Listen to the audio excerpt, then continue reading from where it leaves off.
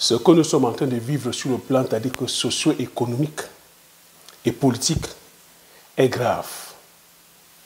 L'économie, c'est-à-dire qu'elle est tendue. C'est l'inflation. Bientôt, c'est-à-dire qu'on va vivre, c'est-à-dire que l'explosion de l'économie. Est-ce que, c'est-à-dire que Elon Musk est en train de vouloir toucher le fond? Bon, j'ai dit toucher le fond, entre guillemets, il ne faut pas oublier que Elon Musk est l'homme le plus riche au monde. Hein? Mais il est en train de connaître des difficultés énormes. Sa marque de voiture Tesla est en chute libre. Tesla est en train de perdre les parts de marché. Les investisseurs sont très frileux. Les consommateurs partout dans le monde refusent d'acheter Tesla ou boudent la marque Tesla. Pourtant, Tesla, il ne faut pas oublier que Tesla, c'est la marque de véhicules électriques premium qui avait pignon sur rue. Elon Musk, c'était celui-là qui est venu révolutionner le monde automobile en proposant les voitures électriques. Qu'est-ce qui s'est passé entre-temps? Pourquoi est-ce que Tesla aujourd'hui est la marque de véhicules où on boude? Il ne faut pas oublier que Tesla, c'est la marque de véhicules où on n'achète pas Tesla qui veut. C'est les personnes d'une certaine classe et la plupart du temps, c'est des personnes qui sont sensibles à l'écologie, sensibles à l'impact environnemental, sensibles au fait de pouvoir polluer moins. Et c'est des personnes d'un certain bord politique, parce qu'il ne faut pas aussi oublier que, j'ai coutume à te dire, le monde, c'est un monde qui est régi par des courants de pensée. Donc ceux qui vont acheter les marques de véhicules Tesla, c'est des personnes, généralement, les bobos de gauche, il faut le dire. C'est les progressistes, c'est des personnes qui sont soucieux de l'environnement, soucieux de l'impact écologique, que la pollution due aux voitures thermiques, due des fois à l'industrie, voilà, du fossile occasionne. Donc pourquoi est-ce que Elon Musk connaît dans les difficultés? Elon Musk connaît les difficultés en ce moment parce que je pense que tu suis l'actualité comme tout le monde. Elon Musk a soutenu la campagne politique de Donald Trump. Elon Musk a proposé près de 200 millions de dollars pour que Trump puisse être élu à la tête de l'Amérique. Tu sais comment que la campagne s'est déroulée, tu sais les péripéties que Trump a traversées.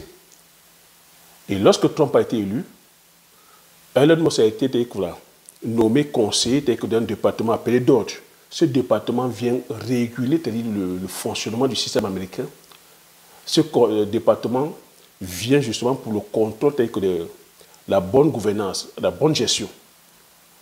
Et Elon Musk, tu sais, il n'est pas allé avec le dos de la cuillère.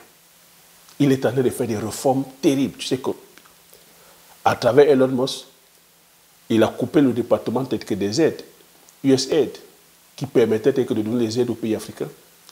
Trump aussi est arrivé en fanfare en disant qu'il vient bouter l'establishment, qu'il vient dégager la bureaucratie, qu'il y a trop de bureaucratie, et c'est ce qui freine l'économie. Et tu vois que le discours de Trump à l'encontre de Joe Biden, ce n'est pas un discours très élogieux. Il est toujours en train de casser Joe Biden. À chaque fois que Trump parle, c'est Joe Biden. C'est à cause de Joe Biden que les États-Unis ne vont pas bien. C'est à cause de Joe Biden qu'il y a l'inflation. Et tu sais, entre-temps, avec l'actualité courante, depuis 3 ans, il y a une guerre qui est là, la crise Ukraine-Russie, qui dure depuis 3 ans, qui est en train de causer des dégâts énormes sur le plan en termes de vie humaine et des dégâts énormes sur le plan économique. Parce que depuis le début de cette crise-là, le monde est rentré en récession. Crise sur le plan énergétique, crise sur le plan des matières premières, crise sur le plan, social, inflation. Et Trump, lui, vient avec ça en disant qu'il vient d'arrêter cette guerre. Est-ce que tout ça, ça explique la chute de Tesla? Tesla chute aussi parce que Elon Musk aussi, non seulement il est allé soutenir Trump, parce qu'il faut comprendre, je t'ai dit au départ que Tesla, les personnes qui consomment Tesla, la majorité sont des bobos de gauche. La majorité sont sensibles à l'écologie. Et Trump, lui, il arrive en fanfare en étant conservateur, en disant qu'il vient combattre l'établissement et qu'il s'en fout de l'écologie en fait. Lorsque Trump est arrivé, il dit qu'il sort du pacte écologique. Il demande aux investisseurs de venir investir massivement aux États-Unis, de venir creuser les puits de pétrole, de venir implanter les usines. America first, let's make America great again. Il a commencé en mettant les taxes. Mais si ce n'était que ça, Elon Musk aussi allait en mettant en avant son image, en soutenant les politiques de l'extrême. Tu vois, il a soutenu le parti de l'extrême droite allemande. Il soutient tous les partis de l'extrême. Et ça, en tant que capitaine d'industrie, en tant que propriétaire d'une marque de véhicule, parce qu'il faut comprendre ici que Tesla a à l'image d'Elon Musk. La marque de véhicule Elon Musk Tesla est rattachée à l'image d'Elon Musk. Donc quand Elon Musk se met en avant, il s'affiche, il tient des propos tels que de plus en plus haineux, de plus en plus il a un repli identitaire. Quand il va jusqu'à s'attaquer à des politiques d'autres pays souverains, dans ces pays, beaucoup de gouvernements se sont sentis attaqués, fragilisés, en disant que Elon Musk est capable de venir déstabiliser plusieurs pays. Beaucoup de consommateurs aussi se sont sentis trahis. Parce que les personnes qui ont acheté la voiture Tesla, c'est parce que les personnes étaient soucieuses de l'environnement, étaient soucieuses de l'impact écologique. Donc quand Elon Musk va rallier le gouvernement Trump, qui s'en fout de l'écologie, qui s'en fout de l'environnement, qui s'en fout même, je vais dire, du reste du monde. Tu vois que Trump, lui, il vient diriger en gendarme. C'est ça qui fait en sorte que beaucoup ont levé les pieds. Beaucoup ont commencé à dire on ne consomme plus les véhicules de marque Tesla. Et il n'y a pas que Tesla. La politique aussi maintenant de Donald Trump, qui est venu en disant qu'il vient imposer les taxes. 25% de taxes au Canada, 25% au Mexique, 15% en Chine. Des politiques aussi agressives, mais qui fait paniquer les investisseurs. Parce que si la bourse est en train de chuter en ce moment, il n'y a pas que la marque Tesla, toutes les marques de la technologie, Nvidia, tout ce qui concerne la technologie, les Apple, tout cela sont en chute. La crypto-monnaie est en chute. La crypto-monnaie en chute. Par rapport aux décisions politiques. Mais si je prends le temps pour pouvoir analyser ça, c'est pour te faire comprendre les rapports de force comme j'explique à chaque fois. Et les contingences telles que j'explique à chaque fois. Qu'un business peut être rentable, mais échouer parce qu'il y a des contingences externes des fois que tu ne contrôles pas. Il y a des contingences internes et externes. Internes parce que sûrement tu n'as pas fait tes devoirs, tu ne t'es pas bien formé, ou tu ne t'es pas bien entouré, et voilà, tu n'as pas bien fait tes classes, ou le budget qu'il fallait allouer à ce business-là, tu n'avais pas suffisamment de budget, c'est pour ça que ça a échoué. Des contingents externes maintenant aussi, ça peut être aussi tes collaborateurs, la mentalité de tes collaborateurs, parce que tu ne peux pas contrôler ça. Des contingences internes, ça peut être aussi des lois promulguées par les législateurs. Le législateur peut sortir une loi qui vient faire capoter ton business pour des raisons X ou Y. Et c'est ce que nous sommes en train de vivre en ce moment. Tu vois, avec le gouvernement Joe Biden, tout allait bien. Du moins, pour les personnes qui étaient dans son camp. Quand Donald Trump arrive, il change tout. Et tu vois, et les investisseurs, le monde du marché, le marché n'aime pas quand c'est fébrile. Le marché n'aime pas les incertitudes. Le marché n'aime pas l'instabilité. Donc avec Donald Trump, que c'est beaucoup d'instabilité, il dit une chose aujourd'hui, il dit son contraire. Il dit je mets 25% au Canada, après il dit non, je ne mets pas. Ah non, je taxe la Chine, après je ne taxe pas. Et quand c'est comme ça, chaque pays aussi met des lois protectionnistes. Et le danger, c'est que le malheur pour Tesla, c'est parce que Tesla, tu vois, Tesla a l'usine en Chine.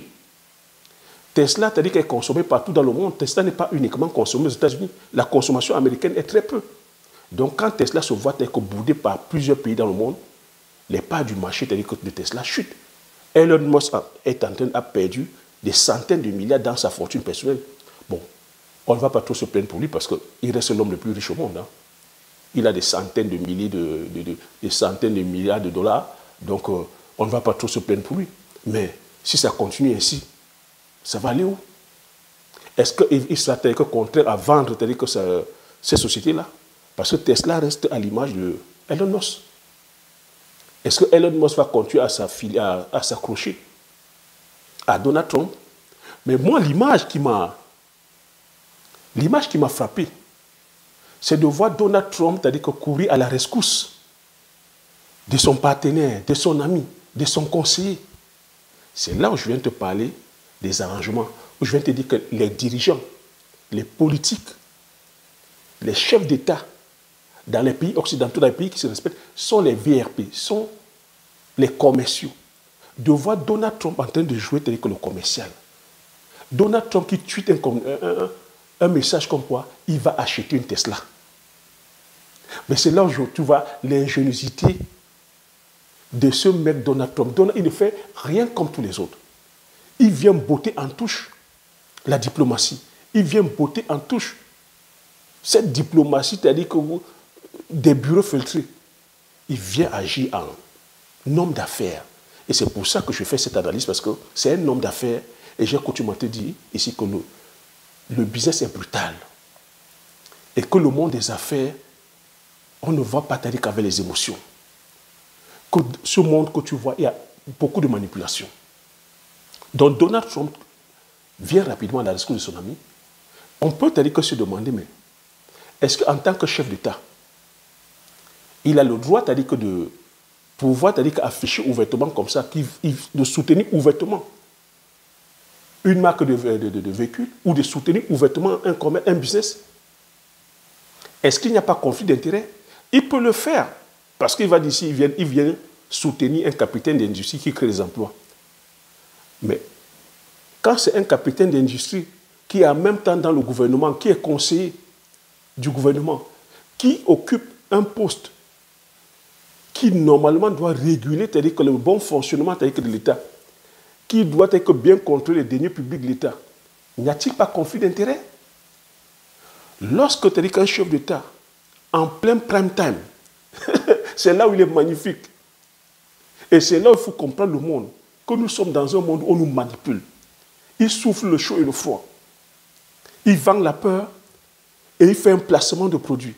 Donald Trump a fait un placement de produits magnifique. Tout le monde attendait son allocution pour qu'il se prononce sur le fait que Zelensky ait accepté les accords de cesser le feu pour 30 jours. Donc Zelensky a dit qu'il est d'accord pour pouvoir céder les 500 milliards de terres rares. Donc en plein prime time, on attendait son discours. Qu'est-ce que Donald Trump nous fait? Donald Trump en pleine Maison Blanche, les journalistes sont là, on attend son discours. C'est là où il va nous aligner les voitures Tesla. Oh. Il vient nous parler d'une affaire très grave, d'une affaire lui-même où il a dit c'est une affaire qu'on doit solutionner rapidement, sinon c'est la 3e guerre mondiale. Que si on ne signe pas ces accords de cessez-le-feu, on peut aller à la 3e guerre mondiale. Si l'Ukraine ne vient pas donner ces terres rares et n'accepte pas le cessez-le-feu, on peut aller à la 3e guerre mondiale. Il nous a parlé du Groenland. Que le Groenland, qu'il faut qu'ils aient le Groenland. Il faut aussi qu'ils aient ces terres rares. Il a parlé de l'aide qui donne au Canada, qui donne 200 milliards de dollars chaque année en subvention au Canada. Ce n'est pas normal que le Canada ne soit pas aujourd'hui un État américain. Donc il veut annexer le Canada en plein prime time, des affaires graves. Donc eux, ils ne peuvent pas donner les subventions et que le Canada soit là à chaque fois en train d'exporter les produits aux États-Unis et le Canada ne fasse pas le jeu, quoi. Donc c'est un agent qui pète. Tu vois quoi? Le rapport de force. Le Groenland, Canada, il a dit qu'il a mis les taxes parce qu'il veut créer les emplois au Canada, il veut créer les emplois aux États-Unis. Il a mis les taxes parce qu'il veut que les investisseurs viennent investir aux États-Unis et qu'il a vu la petite supercherie aussi que les Américains, les Chinois font. Les Chinois vont implanter les usines au Mexique en sachant que les Mexicains n'ont pas les droits de douane lorsqu'ils les exportent aux États-Unis. Donc, ils font du dumping. Ils font entrer leurs véhicules aux États-Unis sans payer les taxes. Donc, c'est pour ça qu'ils ont mis les taxes. Et derrière, tu vois, ces analyses aussi graves, bam, il introduit Tesla. Il dit, ouais, lui, il a demandé d'acheter une voiture Tesla parce que Tesla, que c'est une meilleure marque de véhicules électriques. Il a vu que son ami Elon Musk de lui proposer une marque de véhicules Tesla et les voitures Tesla étaient là alignées. De la Cybertruck, des machins, et Elon Musk à côté lui a montré le style de véhicule qu'il pouvait. Il est allé en plein prime time jouer les agents commerciaux. Agents commerciaux commençaient à voir la voiture. Il dit, ouais, cette voiture, elle est magnifique, hein? Elle est très bonne, machin, c'est bien. En plein prime time.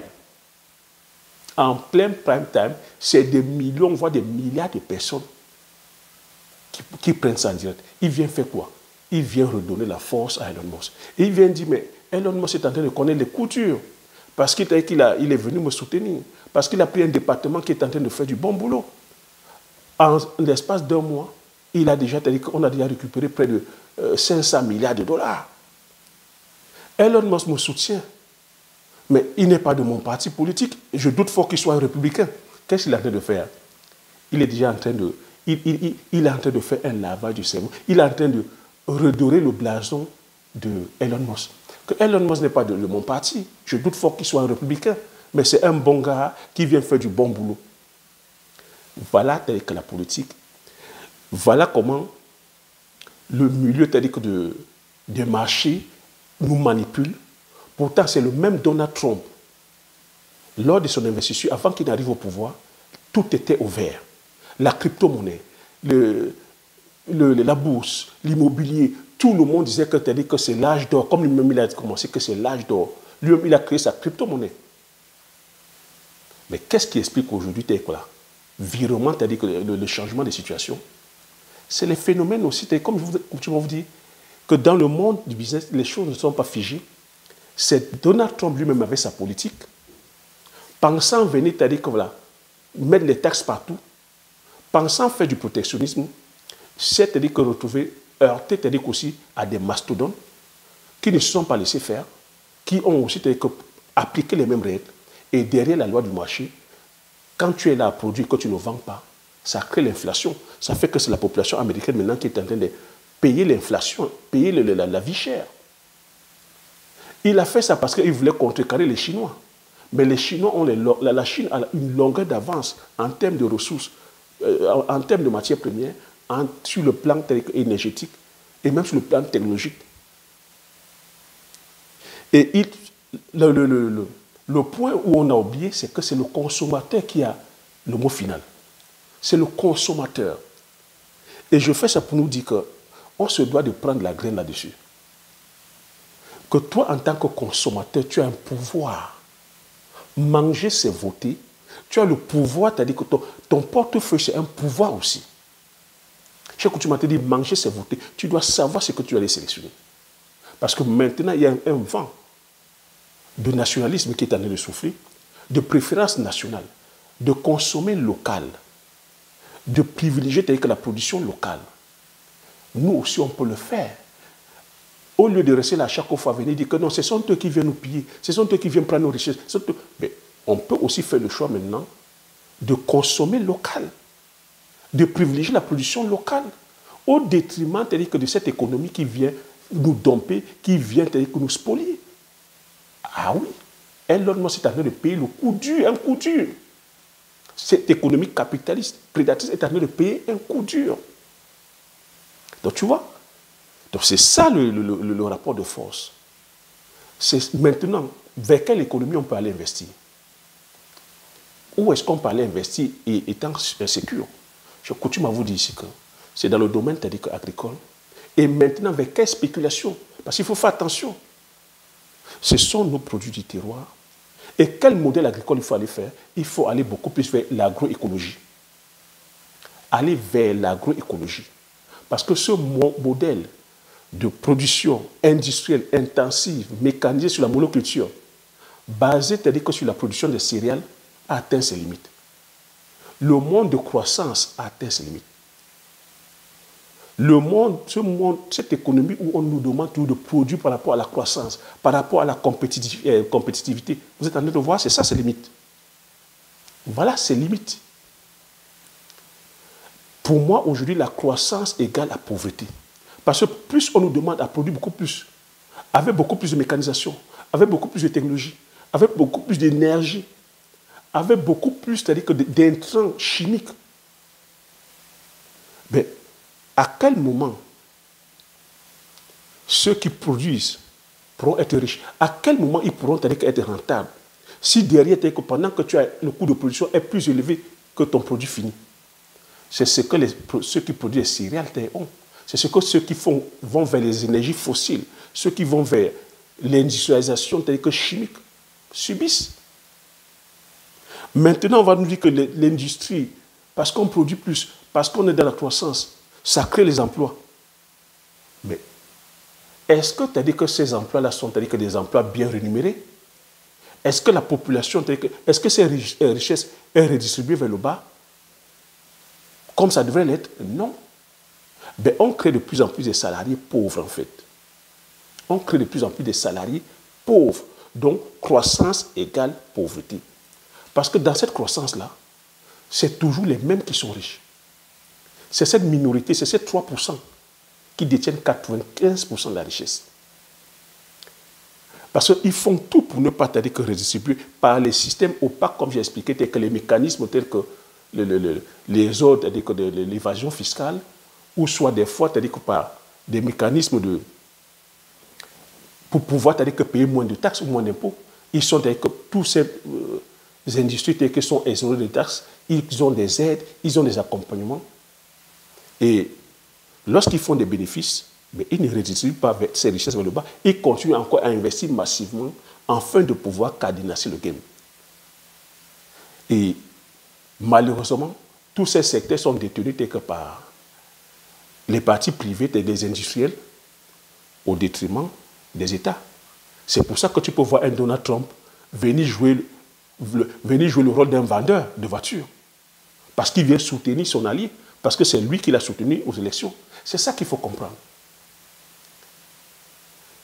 Les salariés dans tout ça. On va vous faire travailler de plus en plus avec des conditions de travail dégradants qui vont entraîner des fois au stress, à la dépression, des fois même au suicide. Parce que derrière le salaire n'est pas décent. Tu es comme le curé toujours à courir. Parce que pendant qu'on te paye, la vie est de plus en plus chère. Pendant qu'on te paye, on te garde dans un état d'appauvrissement. Parce que, il faut aussi être à la mode. Il faut avoir ton iPhone. Un iPhone, ça coûte combien? Ça coûte le prix de ton salaire. Lorsque tu vas acheter un iPhone, c'est la meilleure façon de finir pauvre. Ah non, parce que tu dois habiter en ville. Il faut que tu aies un bel appartement. Le prix du loyer, c'est combien aujourd'hui? Le loyer absorbe pratiquement ton salaire. Ah non, parce qu'il faut être à la mode, il faut être bien habillé. Ah, parce qu'il faut être à la mode, il faut avoir un sac d'ancel. Parce qu'il faut être à la mode, il faut avoir un beau costume. Parce qu'il faut être à la mode, il faut aller manger dans les lieux tendance, les lieux chics. Parce qu'il faut être à la mode, il faut voyager à Copacabana. Parce qu'il faut être à la mode, il faut être à telle destination. Parce qu'il faut être à la mode, il faut porter telle paire de chaussures. Parce qu'il faut être à la mode, il faut conduire telle marque de voiture. Tout ça, c'est les mécanismes qui ont été mis en place pour pouvoir garder les salariés dans un état d'appauvrissement. Et toujours au profit de ceux qui produisent de la richesse. C'est pour ça qu'il faut être dans le camp de ceux qui produisent la richesse. C'est pour ça que je te parle ici à chaque fois de création de valeur. Lorsque tu vas produire le poivre, le butacola, le ndiangsang, le palmier à huile, tu crées de la valeur. Lorsque tu es dans le domaine agricole, sur les produits du terroir, tu crées de la valeur et une valeur, c'est-à-dire que sur le long terme, sur le long terme. C'est pour ça que je suis offusqué lorsque on vient nous opposer, on vient opposer les gens en disant « Ah non, vous produisez, on ne peut pas produire avec la houe, on ne peut pas produire avec on ne peut pas nourrir le monde en produisant avec la houe. Que produire avec la houe, c'est archaïque. » Oui, c'est une rhétorique qui est là, c'est une philosophie qui a été mise justement pour nous garder en servitude. Parce que lorsque tu vas, ces personnes qui ont cette philosophie-là, c'est des personnes qui n'ont rien à voir avec l'agriculture, qui n'ont rien à voir avec la production. Et ça peut être dans l'agriculture, ça peut être dans l'élevage, ça peut être dans tout le système. C'est les personnes qui ont établi un système pour garder les autres en dépendance, pour travailler pour eux. Parce que lorsque tu vas dans le domaine agricole et que tu ne questionnes pas ton modèle agricole, il faut comprendre que les industries qui contrôlent le game, c'est quoi? C'est les industries de la semence, c'est les industries de la chimie, c'est les industries du pétrole, c'est les banques, c'est les agro-industriels, c'est les distributeurs. L'État qui devait réguler n'a plus son mot. Et le producteur n'est qu'un pion dans le game. Et ceux qui produisent les semences n'ont rien à voir avec l'agriculture. Tous sont des chimistes. Tous sont des chimistes. Tous sont des laboratoires pharmaceutiques. Donc tu comprends très bien que ils ont bien ficelé leur game pour que ceux qui vont aller produire un certain modèle de culture, les céréales, soient prisonniers. Donc eux, ils vont produire les semences. Ces semences-là, ils vont fabriquer les molécules qui vont avec ça. Ils vont te donner. Toi, tu ne seras que là à acheter. Derrière, le coût de production sera tellement énorme que le prix de revient de la marchandise, tu ne t'en sors pas. Et derrière ça, ce sont eux qui vont t'acheter la marchandise. Ce sont eux qui vont transformer pour pouvoir vendre. Je ne sais pas si tu vois un peu l'arnaque. Je ne sais pas si tu vois dans quel système ils ont mis que les acteurs. Et je vois que beaucoup d'Africains vouloir épouser ce modèle.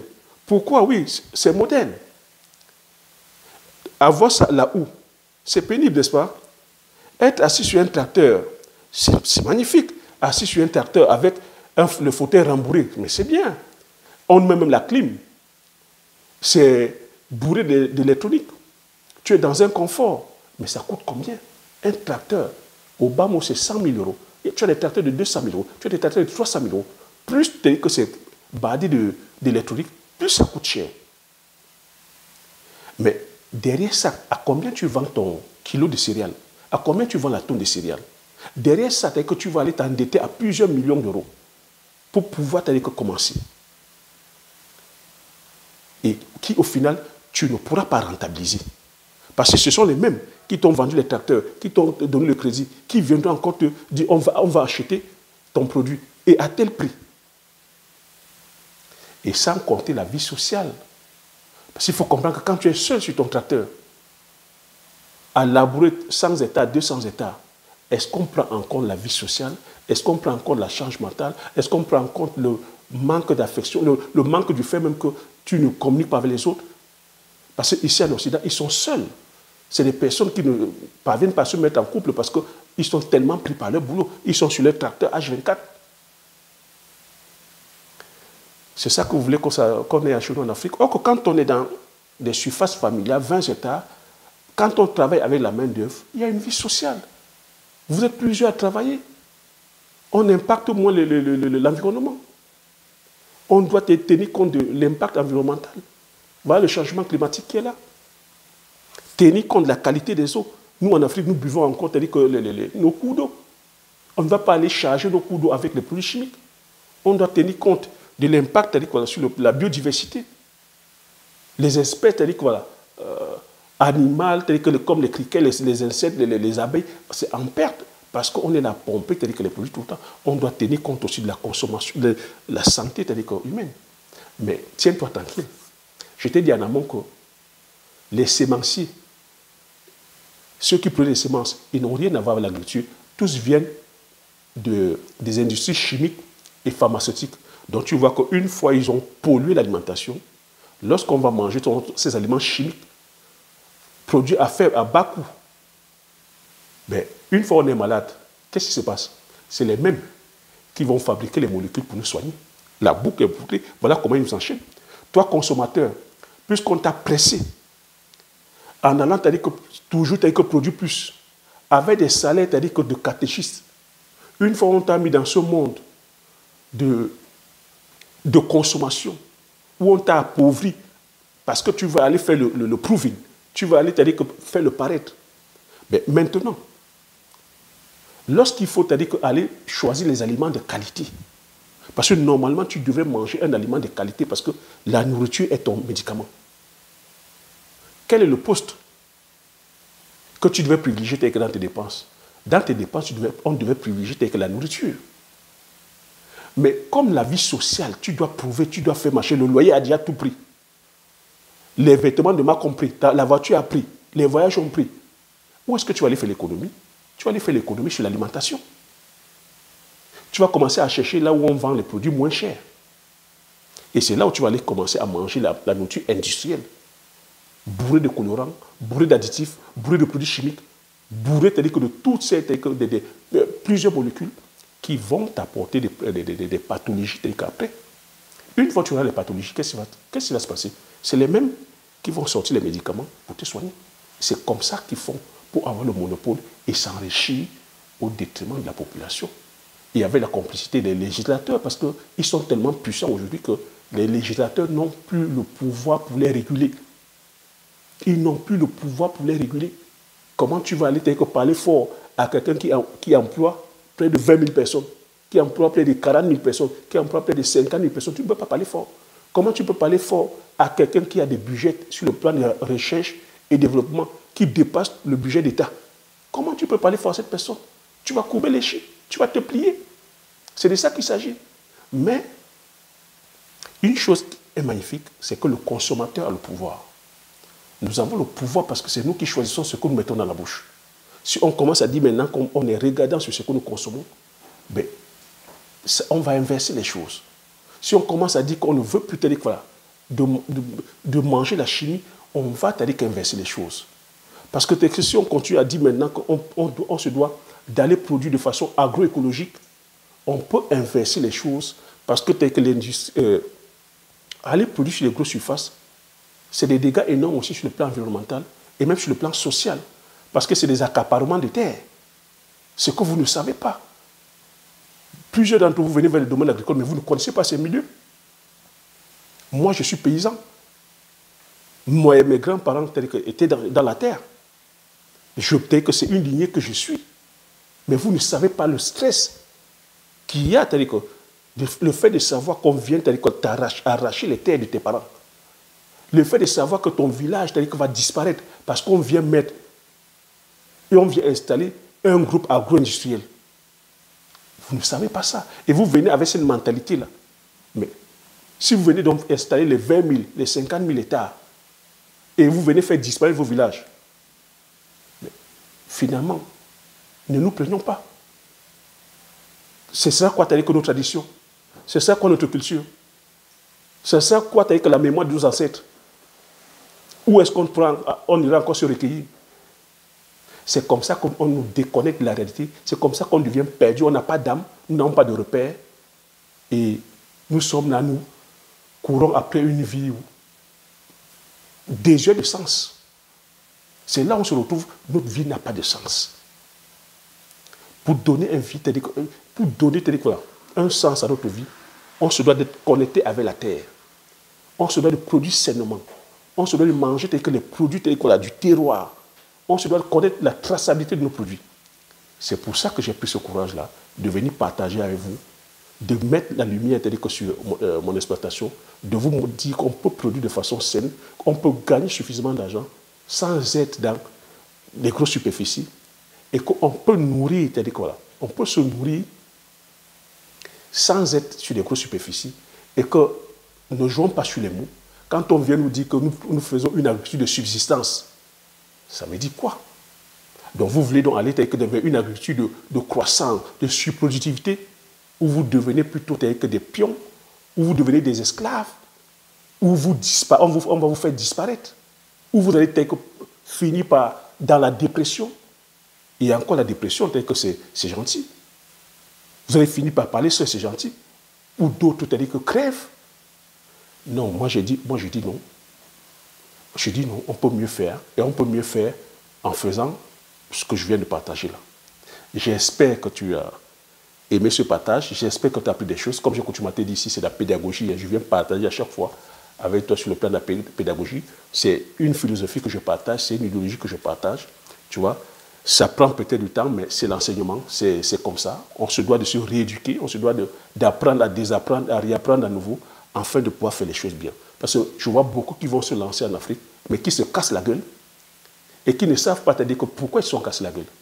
Vont commencer à dire que non, c'est tel qui m'a arnaqué, non, c'est mes parents qui n'ont pas bien fait. Non, il y a une raison à cela. C'est parce que beaucoup ne connaissent pas le terrain et beaucoup n'ont pas pris en compte, comme je dis, les contingences internes et externes. Les effets dus au changement climatique, les effets dus à la hausse de la matière première, les effets dus au fait que nous n'avons pas la matière première, nous n'avons pas la technologie, nous n'avons pas la science, les effets dus aux lois que les législateurs doivent promulguer, les effets que c'est le législateur lui-même aussi qui doit accompagner les producteurs, parce que si nous ne sommes pas accompagnés, on ne peut pas faire grand-chose. Parce qu'ici, en Occident, eux, ils sont accompagnés, malgré tous ces accompagnements, ils n'arrivent pas à s'en sortir. Parce que le producteur qui est sur le tracteur, il a une subvention sur le gasoil, hein. Il a une subvention, c'est-à-dire qu'en termes sur l'agriculture, sur la superficie, il a des aides sur le plan de l'aménagement. Il a des aides, il a beaucoup de lois comme ça de protectionnisme, même jusque-là, ils ne s'en sortent pas. Mais nous, en Afrique, nous n'avons rien. Les choses ne sont pas structurées. Et tu veux venir, au nom du libre-échange, venir compétir avec eux? Non, tu ne pourras pas. Soyons clairs. Tu ne pourras pas. Mais ils te finissent en même temps. Donc voilà, si je prends assez de temps, c'est des masterclass que je donne, c'est des trucs que tu ne comprendras nulle part, parce que beaucoup vont la fleur au fusil en disant que c'est l'Afrique tout à fait, on viendra gagner les millions. Non, ça demande beaucoup de stratégie. Parce que ceux qui ont mis leur système en place, c'est des systèmes qui sont centenaires. Tu ne vas pas venir le dégommer comme ça. Donc sur ce sujet-là, tu vois, je peux rester comme ça des heures et des heures. Donc pour ne pas faire la vidéo aussi très longue, parce que je sais que beaucoup sont des problèmes de data, mais c'est ça aussi. Tu ne peux pas t'aider quand les problèmes de data et vouloir aller faire une agriculture industrielle. Ça marche ou pas? Dites-moi dans les commentaires. Si tu ne peux pas regarder une vidéo de 37 minutes par rapport à la data, parce que tu ne peux pas payer le crédit, tu pourras payer un tracteur de 100 000 euros, tu pourras payer une machine batteuse de 500 000 euros, tu pourras acheter un terrain de 200 hectares, ou de 300 hectares, ou de 1000 hectares. Si tu ne peux pas prendre le temps pour rester 37 minutes, est-ce que tu pourras aller dans le domaine agricole, rester ne serait que 3 mois, ne serait-ce 6 mois, ne serait-ce 1 an, ne serait-ce 10 ans? Si tu ne peux pas mettre de l'argent pour la data, tu penses que tu pourras payer une formation? Tu vois, c'est autant de questionnements qu'il faut faire. Hein. Donc c'est pour ça que moi je dis des fois qu'on aime tout ça encore se raconter des belles histoires, mais si on n'est pas là à investir, c'est-à-dire que sur soi, et à mettre l'énergie qu'il faut, à mettre les moyens qu'il faut, à payer le prix qu'il faut, à avoir une vision sur le long terme, ben, on va continuer à se faire nourrir par les autres, à se faire mater. Parce que vous voyez, aujourd'hui, c'est le rapport de force. C'est celui qui est fort qui parle. C'est celui qui a apporté sur la table qui parle. Si tu n'apportes pas, on t'écrase. Donc sur ce, merci et à la prochaine vidéo. Ciao.